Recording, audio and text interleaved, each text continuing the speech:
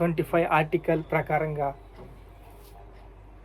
ఇది స్వేచ్ఛ, మత స్వేచ్ఛ, ఎవరైనా దేవుణ్ణి ఆరాధించవచ్చు. ఆర్టికల్ 25 రాజ్యాంగంకి ఎవరైనా సరే దేవుణ్ణి ఆరాధించవచ్చని రాజ్యాంగము దేవుడు మహాభాగ్యంగా దాన్ని కుదిర్చారు.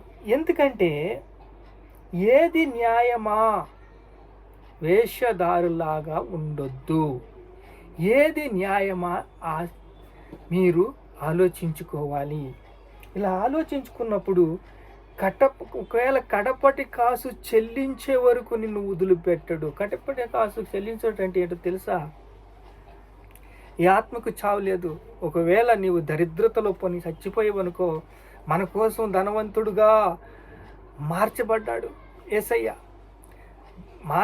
మనల్ని మన దరిద్రతను ధరించుకున్నాడు. మనల్నేమో ధనవంతులుగా చేసి దరిద్రుడయ్యిపోయాడు. శిలువ మీద తాను చేసిన యాగము, బలియోగం వల్ల మనకి ఈ యొక్క కృప వచ్చింది. యుగ యుగాలు దేవుడితో ఉండే భాగ్యం వచ్చింది. దేవుణ్ణి ఆరాధించే భాగ్యం వచ్చింది. మనము దేవుణ్ణి ఆరాధించాలంటే స్వేచ్ఛగా దేవుణ్ణి ఆరాధించవచ్చు. దేవుణ్ణి ఆరాధించాలని, సృష్టికర్తను ఆరాధించాలని మీరు మరలా ఎందుకంటే లోకమంతా బంగారం, వజ్రాలు ఒక దుక్కుని వేసిన ఈ ఆత్మ ఇంకో పక్కన వేస్తే అది ఆత్మకు ఉన్న విలువ అది. ఎందుకంటే నరకంలో అగ్గి ఆరదు, పురుగు చావదు. ఎప్పుడూ కూడా నమ్మి బాప్తిసం పొందువాడు రక్షించబడును. నమ్మి బాప్తిసం పొందితే నువ్వు రక్షించబడతావు. నమ్మకపోతే శిక్ష విధించబడుతుంది. అది ఏమి శిక్ష అంటే ఏది న్యాయమా అని ఆలోచించుకోవాలి. ఆర్టికల్ 25 ప్రకారం, రాజ్యాంగం ప్రకారం నువ్వు స్వేచ్ఛగా నువ్వు దేవుణ్ణి ఆరాధించవచ్చు. ఎవరైనా సరే దేవుణ్ణి ఆరాధించవచ్చు. దేవుణ్ణి విశ్వసించటం వల్ల దేవుడు మీకు కృప ఇస్తాడు. ఇప్పుడు చూడండి, భూమిపైన నువ్వు జీవించు కాలము ఈ రక్షణ వార్త నీకు వినబడుచున్నది కదా. కనుక ఈ క్షణమైనా నువ్వు యేసుక్రీస్తును సొంత రక్షకునిగా అంగీకరించవచ్చు. భూమి మీద నీవు జీవించే కాలము ఎవరు సువార్త చెప్పినా విని దాన్ని ఇడిసిపెట్టొద్దు. ఏది న్యాయమా? లేకపోతే ఒకరోజు వస్తుంది, కడపటి కాసు చెల్లించే వరకు బంట్రోతు పట్టుకుంటాడు, వేసేస్తాడు. కడపటి కాసు చెల్లించే వరకు వదిలిపెట్టడు. అగ్గి ఆరదు, ఆత్మ చావదు, వేదన, బాధ, కష్టము. ఎందుకు ఇంత సూటిగా చెప్తున్నానంటే యేసయ్య ప్రాణం పెట్టాడండి. ఆయన సిలువలో ఎలా కొడుతున్నారో ఆయనకే తెలియలేదు. ఆయన సిలువలో ఆ యొక్క మొళలు ఎలా కొడుతున్నారో తెలియదు. ఎందుకంటే ఆయన ప్రార్థన చేస్తుంటే చెమట రక్తంగా మారుతుందంట. అంత వేదన. ఏది న్యాయమా అని ఆలోచించుకో తమ్ముడో, అక్క, చెల్లి.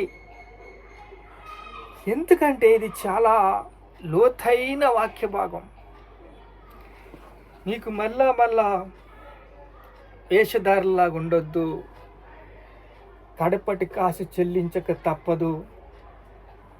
నీకు ఎటువంటి శిక్ష విధి లేదు యేసుక్రీస్తునందు ఉంటే. నువ్వు యేసుక్రీస్తును సొంత రక్షకునిగా అంగీకరిస్తే నీకు ఎటువంటి శిక్ష లేదు. రోమా 8:1 చెప్తుంది, నరకాగ్ని నిన్ను ఇడిసిపెట్టదు. కడపటి కాసు చెల్లించే వరకు నరకంలో కాల్తా యుగ యుగాలు కాల్తానే ఉంటావు. లేకపోతే దేవుడిని యుగ యుగాలు ఆరాధిస్తూనే ఉంటావు. నిత్య జీవానికి, మోక్షానికి నువ్వు అర్హుడువు. నిత్య జీవానికి, మోక్షానికి నువ్వు అర్హుడువు. కాబట్టి దేవుని ప్రేమను అవలంబించు.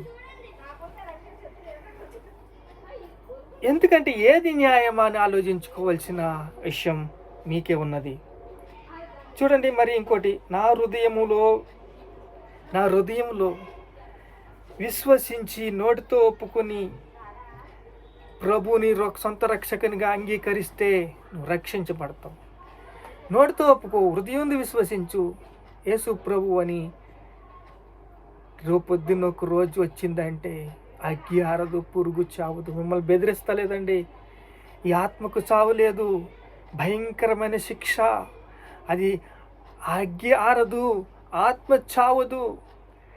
మరలా ఎందుకు చెప్తున్నానంటే, కడపటి కాసు చెల్లించే వరకు బంట్రోతు విడిచిపెట్టడు.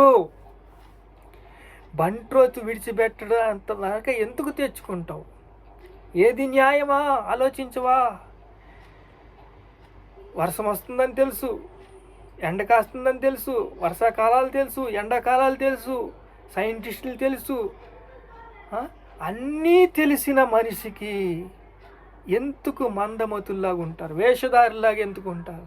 వినండి, వాక్యం వినండి, వాక్యం విని రక్షించబడండి.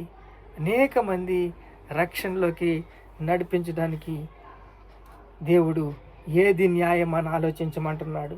ఒకసారి చదువుదామండి వాక్యం.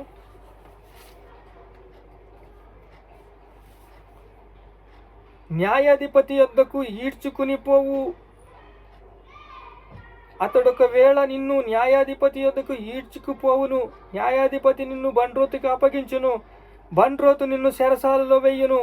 నీవు కడపటి కాసు చెల్లించే వరకు వెలుపలికి రానే రావని నీతో చెప్పుచున్నాను. కడపటి కాసు చెల్లించే వరకు నువ్వు బయటికి రానే రావు. అందుకే యేసయ్య శిలువ మరణం పొందాడు. అబ్రహాముకి 100 ఏళ్ళకి పుట్టిన బిడ్డకి నీ అబ్బాయిని ఇస్తావంటే ఇస్తానన్నాడు. నీ అబ్బాయిని కదా, నా అబ్బాయిని ఇస్తానని సిలువెక్కించాడు యేసయ్య. ఆయనే యేసయ్యే రారాజు. ఈ రారాజు మాట విని సొంత రక్షకునిగా ఒప్పుకుంటే నువ్వు రక్షించబడతావు. రక్షించబడ్డప్పుడు దేవుని నామాన్ని మహింపరచబడతావు. దేవుని నామానికి మహింపరచబడు. యేసుక్రీస్తు నోటితో ఒప్పుకొని ఉదయం విశ్వసించినట్లయితే, మృతులోంచి లెగిచాడని నమ్మినట్లయితే మీరు రక్షించబడతారు. నూతన హృదయం వస్తుంది. మాంసపు గుండెని, రాతి గుండెని తీసి మాంసపు గుండెని ఇస్తాడు. దేవుడిని ఆరాధిద్దాం, దేవుడిని స్తుతిద్దాం, దేవుడిని మహింపరుద్దాం. దేవానికి స్తోత్రాలు, స్తోత్రాలు, స్తోత్రాలు, స్తోత్రాలు. అయ్యా ఏది న్యాయమా అని ఆలోచించుకునే అయ్యా వాక్యం విని విశ్వసించి దేవుడిని ఆరాధించి, దేవుడిని గణపరిచి, దేవుడిని మహింపరిచే కృపను, భాగ్యాన్ని దయచేయమని, చిత్తం జరిగించమని మీకే స్తుతి, మహిమ, ఘనత, ప్రభావాలు యేసుక్రీస్తు నామములో వేడుకుంటున్నాం తండ్రి. ఆమేన్.